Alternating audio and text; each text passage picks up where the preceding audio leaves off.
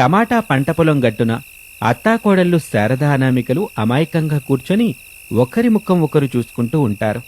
శారద భర్త ప్రసాదు, అనామిక భర్త రమేషు టమాటాలు నిండిన గంపల్ని అతి కష్టంగా తీసుకొచ్చి అత్తాకోడళ్ల ముందు పెట్టారు. అత్తాకోడళ్ళు అయోమయంగా తండ్రి కొడుకుల్ని చూస్తూ ఉంటారు. శారద, మరీ అంత అమాయకంగా అత్తాకోడలు మొహాలు పెట్టకండి. అమాయకంగా అంటే ఏంటండి? ఇప్పుడు నువ్వు చేస్తుందే అదే అని ప్రసాద్ అనగానే శారద ఏమీ మాట్లాడకుండా మౌనంగా ఉండిపోతుంది. మావయ్య, వీటిని నెత్తిన పెట్టుకుని వీధి వీధి తిరిగి అమ్ముకుని రమ్మంటారా? అమ్మడానికి వేరే అరేంజ్మెంట్లు చేశాం కోళ్ళ. ప్రస్తుతం మీ ముందున్న టమాటాలు తినాలి తల్లి అని చెప్పగానే అత్తాకోడలిద్దరూ ఆశ్చర్యపోయారు. అనామిక, మీరు విన్నది నిజమే.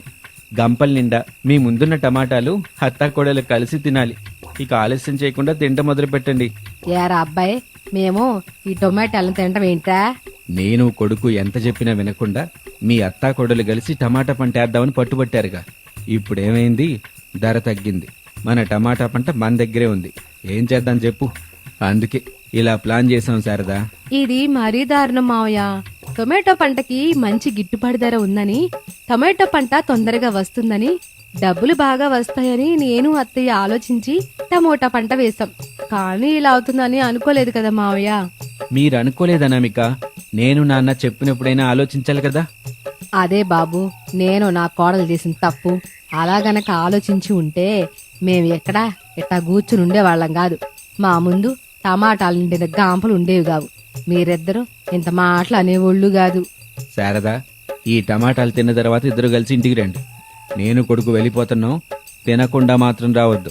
పదా బాబు అని తండ్రి కొడుకులు ప్రసాదు, రమేష్లు ఆ టమాటా పంట పొలం నుంచి వెళ్ళిపోయారు. అత్తాకోడళ్ళు టమాటాల్ని చూసుకుంటూ ఒకరి మొక్కలను ఒకరు చూసుకుంటూ అలా ఉండిపోయారు. అలా ఆ రోజు గడిచిపోయింది.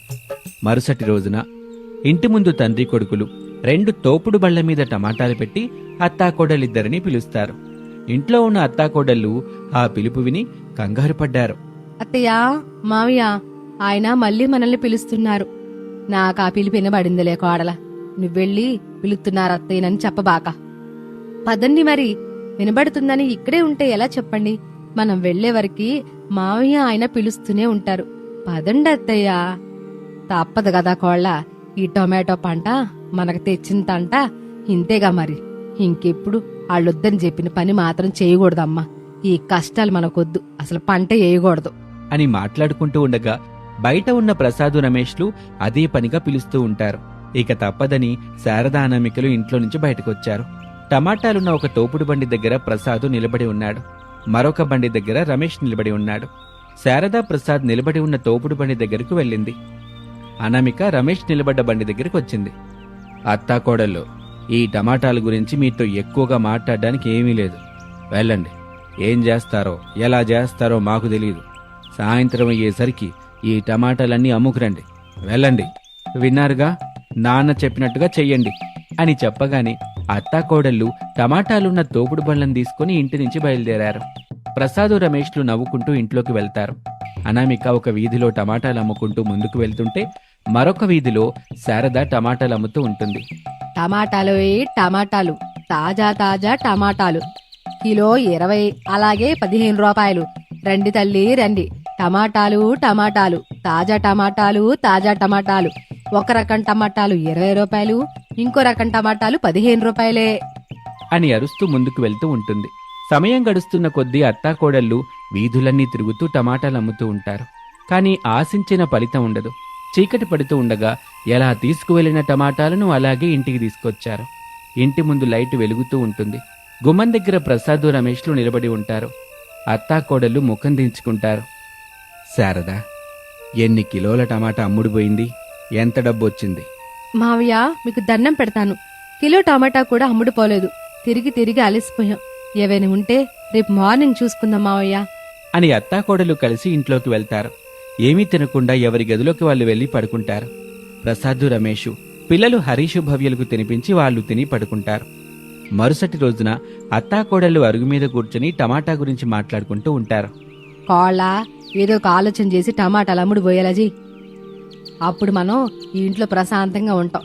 లేదంటే మా ఆయన మీ ఆయన మనతో గొడవలు పెట్టుకుని మళ్ళీ టమాటా ధర పెరిగే వరకు తిడతానే ఉంటారు. ఆ తిట్లని భరించడం కంటే మనం ఏదో ఒకటి ఆలోచించి మంచి ఐడియా చేసుకుని ఈ టమాటాలు సేల్ ఎలా చేసుకోవడమే మనకు మంచిది. ఏం చేయను అత్తయ్య, ఎంత ఆలోచించినా టమాటాలను ఎలా అమ్మాలో ఏం చేయాలో ఐడియానే రావట్లేదు. తలనొప్పి అయితే వస్తుంది, ఒక్క ఐడియా కూడా రావట్లేదు. తలనొప్పి వచ్చినా చేయి నొప్పి వచ్చినా నీకే నొప్పులు వచ్చినా టమాటాలు ఎట్టా అమ్మితే మనకు డబ్బులు వస్తాయో బాగా ఆలోచించు. టమాటా పచ్చళ్ళు పెట్టి సంపాదిస్తావో టమాటా కూరుండి సంపాదిస్తావో ఎట్టాగైనా ఆలోచించి నాకు చెప్పు, లేదంటే మామూలుగా ఉండదు అని అనామిక ఇంటి నుంచి బయలుదేరింది. బెదిరించినా భయపెట్టిన ఐడియాలు రావత్యా, నేనేదో ఒకటి ఆలోచించి చెప్తానులే. నాకు 2 రోజులు సమయం ఇవ్వండి. అవునత్యా, ఈ మధ్య మావయ్య మిమ్మల్ని తీసుకుని ఎక్కడికి వెళ్తున్నారు రోజు? పొలం దగ్గరికి కొళ్ళ. పొలం దగ్గరికా? ఆయన పొలం దగ్గరికి ఎందుకు అత్తయ్య? టమోటా పొలం దగ్గరికి తీసుకెళ్లి ఆయన కోపం పోయే వరకు, నోటికి నొప్పి వచ్చే వరకే తిట్టని తిట్టి తిట్టకుండా తేడతానే ఉంటాడు. ఆ తిట్లని భరించలేక పొలం దగ్గరున్న నీళ్లు లేని బావిలో దూకి చచ్చిపోవాలని నాకుంటది కోడలా. మీరింక అదృష్టవంతులు అత్తయ్య, మావి అన్నీ బాగా ఆలోచించి పొలం దగ్గరికి తీసుకెళ్లి అలా తిడుతూ ఉంటారు. ఎవరు ఉండరు కాబట్టి సరిపోయింది, కానీ నా పరిస్థితి అయితే మరీ దారుణం కదా. అవును కోడలా, ఈ విషయంలో మాత్రం మీ మావిని మెచ్చుకోవచ్చు. నా మీద కోపం వచ్చిన ప్రతిసారి పొలం దగ్గర తీసుకెళ్లి తిడతానే ఉంటాడు. అప్పుడు పొలం చుట్టుపక్కల ఎవరూ ఉండరు, నేనైతే సంతోషపడతాను. కాసేపు ఓపిక పడి చెవులు మూసుకుంటే సరిపోయా. నాకు అదృష్టం లేదులే, చుట్టుపక్కల ఎవరున్నా లేకపోయినా ఆయన తిట్టడం మొదలు పెట్టాడంటే ఇక అంతే సంగతి. సర్లే కోళ్ళ, ఇది మన కొత్త ఏం కాదుగా. 4 గంటలు అయిపోతుంది, పిల్లల్ని స్కూల్ నుంచి తీసుకురాపో. సరే అత్తయ్య, అప్పుడే 4 గంటలు అయిపోయిందా? నేను వెళ్ళి పిల్లల్ని తీసుకుని వస్తానుండండి. శారద ఇంట్లో కూర్చొని టమాటాల్ని ఎలా అమ్మి డబ్బులు సంపాదించాలా అని ఆలోచిస్తూ ఉంటుంది. దిగులుగా అనామిక స్కూల్ నుంచి పిల్లల్ని తీసుకుని రోడ్డు మీద నడుచుకుంటూ వెళ్తుండగా అన్నా చెల్లెలు హరీషు భవ్యులు మాట్లాడుకుంటూ అనామిక వెనకాలే నడుస్తూ ఉంటారు. అన్నయ్య, మమ్మీ ఈరోజు చాలా డల్ గా ఉందంటే ఇంటి దగ్గర నాన్న తిట్టే ఉంటారు. నాకు అదే అనిపిస్తుంది చెల్లి. తాతయ్య నాన్న చెప్పిన మాట వినకుండా నానమ్మ మమ్మీ కలిసి టొమాటో పంట వేశారు కదా, ఇప్పుడంతా లాస్ అని తాతయ్య నాన్న కోపం తెచ్చుకుంటున్నారు. రోజుకి ఏదొక మాటలు మమ్మీని నానమ్మని అంటూనే ఉన్నారు. అయితే ఇంటి దగ్గర నానమ్మ కూడా డల్గా ఉంటుంది కదన్నయ్య అని ముందుకు వెళ్తుంటే వాళ్ళకి బేకరీ కనిపిస్తుంది. పిల్లలకు వెజ్ పఫ్ తినాలి అనిపిస్తుంది. మమ్మీ, బేకరీకి వెళ్తాం. అవును మమ్మీ, వెజ్ పఫ్ తిందాము. సరే పదండి పిల్లలు అని పిల్లల్ని తీసుకుని బేకరీలోకి వెళ్లి కూర్చుంటుంది. పిల్లలు టమాటా సాస్ వేసుకుని ఎంతో ఇష్టంగా తింటూ ఉంటారు. మమ్మీ, నువ్వు కూడా టొమాటో సాస్ చేసుకొని తిను మమ్మీ, చాలా బాగుంది. నాకు టమాటో సాస్ వద్దు, ఏమొద్దు, మీరు తినండి, నాకు అసలు చిరాగ్గా ఉంది. ఈ టొమాటో సాస్ చాలా బాగుంది మమ్మీ, వేసుకొని చూడు అని హరీష్ చెప్తుంటే టమాటా అనగానే అనామిక క్షణం కూడా ఆలస్యం చేయకుండా ఆ టమాటా సాస్ తింటుంది. అది అంతగా రుచి అనిపించలేదు.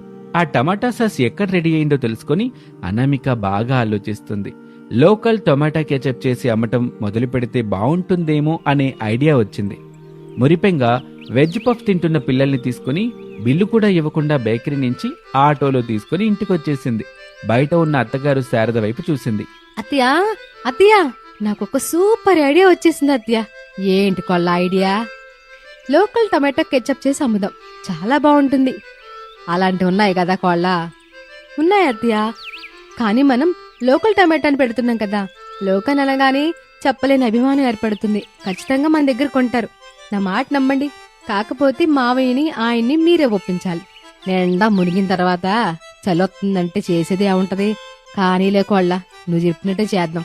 ఏదైనా చెయ్యి, మన దగ్గరున్న టమాటాలన్నీ అయిపోవాలి, మనకి లాభాలు రావాలి, అంతే అని చెప్పగానే అనామిక సంతోషపడుతూ ఇంట్లోకి వెళ్ళింది.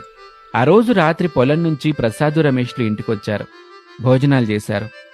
ఇంట్లో కూర్చొని మాట్లాడుకుంటూ ఉండగా అత్తాకోడలు వాళ్ళ దగ్గరికి వచ్చారు.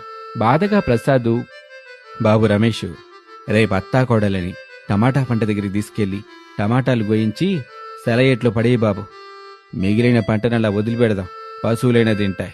అయ్యో, అంత పని చేయకండి. కోడలో ఒక ఐడియా చెబుతుంది, అదేనండి ముందు. అవును మావయ్య, నన్ను నమ్మండి, ఇందులో మనం సక్సెస్ అవుతాం. లోకల్ టమాటో కెచప్ అని పేరుతో మనం చేస్తాం. మొదటిసారిగా అందరికీ ఫ్రీగా ఇద్దాం. నచ్చితే సెకండ్ టైం డబ్బులు పెట్టి కొంటారు కదా. అని చెప్పగానే ప్రసాద్ ఒప్పుకుంటాడు. ఇక ఆ రోజు నుంచి అత్తాకోడళ్ళిద్దరూ కలిసి లోకల్ టమాటా కెచప్ చేసి అమ్ముతూ ఉంటారు. మొదటి రోజున అందరికీ ఆ టమాటా కెచప్ను ఉచితంగా పంచిస్తారు. ఆ తరువాత అందరికీ అది బాగా నచ్చుతుంది. సేల్స్ బాగా పెరుగుతాయి. అనుకున్న దానికంటే ఎక్కువగా టమాటా కెచప్ వ్యాపారం చేసి అత్తాకోడళ్ళు బాగా సంపాదిస్తారు. దాంతో అత్తాకోడళ్ళు ఎంతగానో సంతోషంగా ఉంటారు. ఇది వాల్టి కథ. మరొక ఆసక్తికర కథలో మళ్ళీ కలుద్దాం. అంతవరకు సెలవు. నమస్తే.